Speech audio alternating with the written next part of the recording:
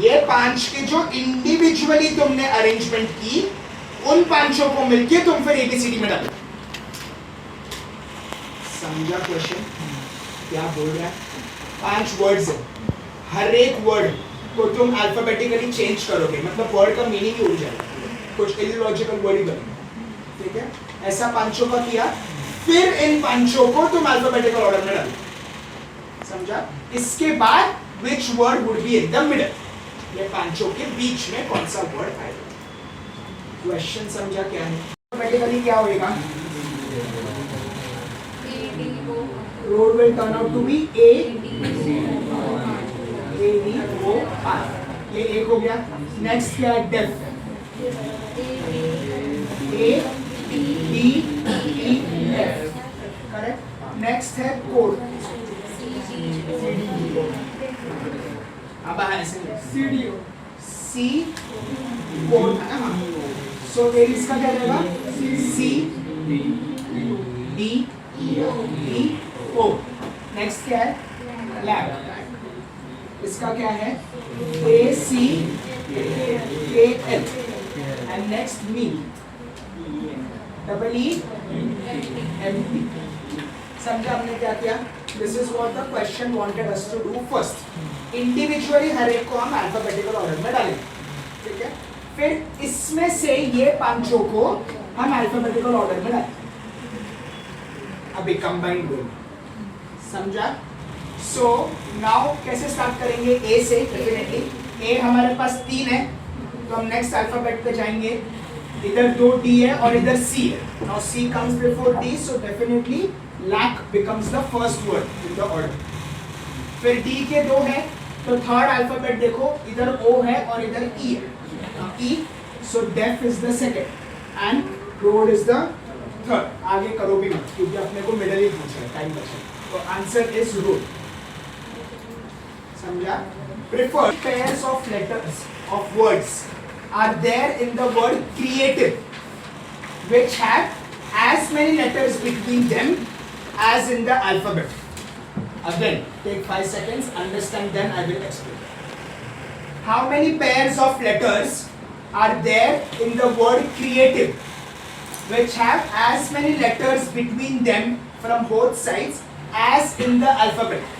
In the alphabet, alphabetical order, dictionary, सबका मतलब होता है A to Z।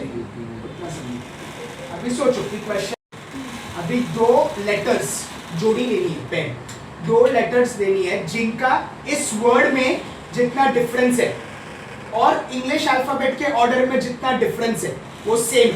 मतलब इसमें I am not telling the answer, but इसमें कोई 2 अल्फाबेट्स है जिनके दोनों के बीच में गैप 2 है, और A to Z में भी दोनों के बीच में गैप 2 है। समझा क्वेश्चन क्या है? ऐसे 2 अल्फाबेट्स की जिनका इस वर्ड में जो डिफरेंस है, जो गैप है, वो 2 वर्ड्स के बीच में उतना गैप A to Z में भी है। मतलब इधर अगर कोई भी 2 वर्ड्स के बीच में 3 का गैप है अगर, तो वो A to Z में भी उनके बीच में 3 का गैप होना चाहिए। समझा? अभी क्वेश्चन समझा? 30 seconds, start solving।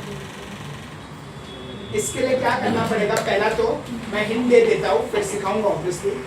पहले तो ये जो वर्ड है उसको अच्छा खासा तोड़ के लिखो, क्योंकि आपको जोड़ीज बनानी है, तो have to do various permutation combination. तो एक साथ मत लिखो, तोड़ दो पूरे वर्ड को, अच्छा खासा स्पेस रखो। देन अगेन इसमें किधर किधर इनडायरेक्टली या डायरेक्टली नंबर्स का लेना देना है, जोड़ी, डिस्टेंस एंड ऑल दैट।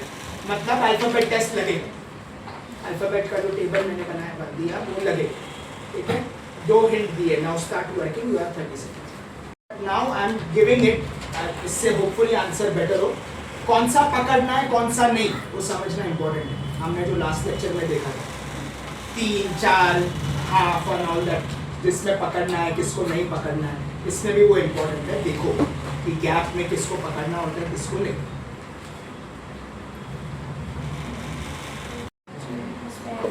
चलो let us discuss now. Creative जो है व्हेन वी स्प्लिट इट, तो ये है, यू नीड नॉट सी, आपके पास सामने होगा। C is 3, R is 18, E is 5, A is 1, T is 20, I is 9, B is 22 and E is 5। ये हमारे सारे पोजीशंस हैं। नाउ हमको आपस में देखना है ऐसे जोड़ियां जिसमें difference same. Now A and R दिखने में है एक ही का गैप है, और 3 और 18 मतलब देयर इज नो कनेक्शन। तो ऐसा पहले तो जो दिख के समझ रहा है कि हो ही नहीं सकता, वो पहले निकालते जाओ, बिकम्स वेरी सिंपल। ठीक है, so now if we closely see, तो फिर हम देखेंगे C और E में 2 है, R and E, these two are there, and then the difference 5 minus 3 is also 2, मतलब पहला हमारा जोड़ी है CE। समझा? फॉर दोस्त जिनको नहीं समझा या थोड़ा डाउट था, ऐसे तुमको सॉल्व कर देना। अभी समझा? ठीक है? अगर सी और डी बीच में आता है ना, यूजुअली अल्फाबेटिकल ऑर्डर में, तो इधर भी आर बीच में। सो हाँ, वी कैन अज्यूम CDE, बस D के जगह कुछ और आ गया, दैट इज अनदर गुड। ठीक है, that is also we can do. Next और क्या है? A और E, A का है 1, E का है 5, गैप 4 का है। रीजनेबल लग रहा है कि कुछ उधर हम गिने जाएं तो मतलब है गिनने। ठीक है, वैसा you have to first see, because हर एक में आप गिन नहीं सकते, तो आपको देखना होगा कि गिनने का भी मेहनत करने का जरूरत है कि नहीं पहला तो। ओके, नाउ A से लेके E में है T, I, V and E। Okay, मतलब this is another pair which we are having, which is A and E। And next we have T and V। T का है 20, B का है 22, तो 2 का गैप है, and again I and V, 2 का gap. या when you see the sequence as he was trying to say, verify करने के टाइम पे आप उधर अल्फाबेट डाल के देखो, CDE मतलब वो ऑर्डर बैठा, ABCDE उधर बैठ गया, T एंड जो है क्या TUV, तो वैसा वो बैठ गया। समझा? So this is the way to verify. ये तरीके से मेन सॉल्विंग नहीं करना, गलत हो सकता है। ये वेरीफाई करने का तरीका, इसके लिए आई डिडंट टेल दैट, मैं बाद में बोलूँगा। ये तरीका हमेशा नहीं चलता, कभी कभी गलत हो जाता है गिनने में या फिर अल्फाबेट टेस्ट में। जैसा अभी मेरे को T के बाद यू फटाफट नहीं strike, so don't go for that. ठीक है, you can use it for verification, not necessary गलत है, मैं गलत नहीं बोल रहा हूँ, लेकिन हमेशा चलेगा नहीं, ऐसा मैं कहता हूँ। समझा? सिंपल? आउट। चलो next. Okay. Next, if the letters in the word undertaking are rearranged, what's it called? Are rearranged in alphabetical order, which will come in the middle after the arrangement? Undertaking, UNDERTAKING, undertaking, ये word को आप अगर alphabetical order में डालोगे तो कौन सा बीच में आएगा? पहले तो undertaking में alphabets कितने हैं? 11. Yeah. Under 5 and taking 6 फटाफट मुझे गिनने का, तो 5 plus 6 11, तो उसके बीच में कौन सा है? 11 का बीच मतलब 6।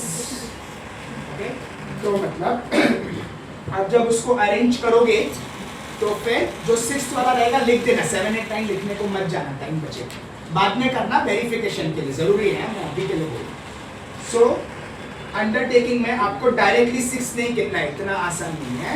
अंडरटेकिंग को पहले अल्फाबेटिकल ऑर्डर में डालना है, पूरे वो 11 अल्फाबेट्स को, एंड देन जो 6th वाला है दैट इज योर आंसर। ठीक है, 30 सेकंड्स टाइम। अब अल्फाबेटिकल ऑर्डर में डालोगे तो ADINNRTU। Why I give this sequence is important, इधर कुछ भी अगर ऊपर नीचे हुआ है तो हो सकता है इधर राइट है बट आगे पीछे कुछ गलत हुआ है। So maybe question was middle, तो आप बच गए, अगर स्टार्ट एंड होता तो शायद अटक जाए। So we have to prepare for anything and everything. So the order was ADEGIKNNRTU. ये आपका ऑर्डर था alphabetically, the 6th alphabet is K. That is why it is your answer. समझा है? Simple. Next.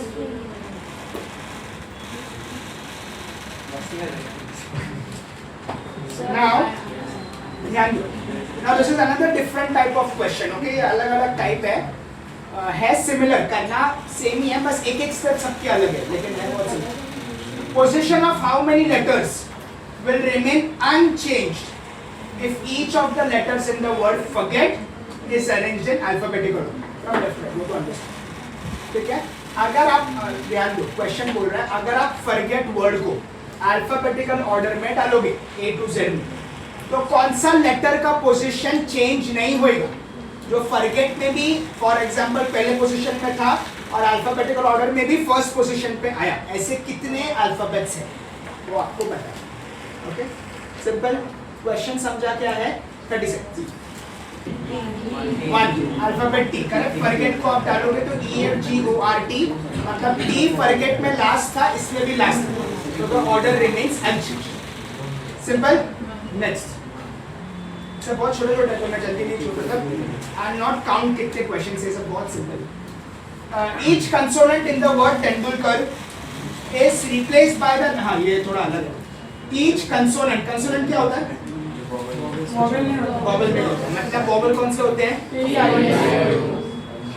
होते बाकी के 21 वो होते हैं कंसोनेंट। नाउ तेंदुलकर वर्ड में जो कंसोनेंट है is replaced by the next letter of the English alphabet, ध्यान दो, and each vowel is replaced by the previous letter of English alphabet। वो वर्ड में जो भी कंसोनेंट्स है वो नेक्स्ट अल्फाबेट में जाएंगे और जो वॉवल है वो प्रीवियस लेटर पे जाएंगे। Okay, and the new words are arranged alphabetically. ये सब करने के बाद वापस A to Z में उसको डालने का।